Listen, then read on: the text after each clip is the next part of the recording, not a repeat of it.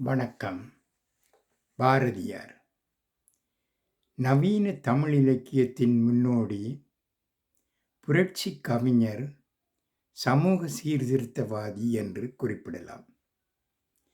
இவர் தமிழ் மீது அளவற்ற பற்று கொண்டிருந்தார்.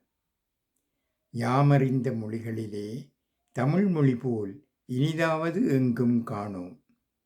எனக்கு தெரிந்த மொழிகளில் தமிழ் மொழி போல இன்பமானது வேறு எங்கும் கண்டதில்லை என்று கூறினார். துணிச்சலின் முக்கியத்துவம் பற்றி கூறினார். அச்சம் தவிர், பயத்தை நீக்கு. அடுத்து, சுயமரியாதை உள்ள, அறிவு செறிந்த, சமூக அக்கறையுள்ள மனிதர்களின் பண்புகளை வெளிப்படுத்தினார். நிமிர்ந்த நடை,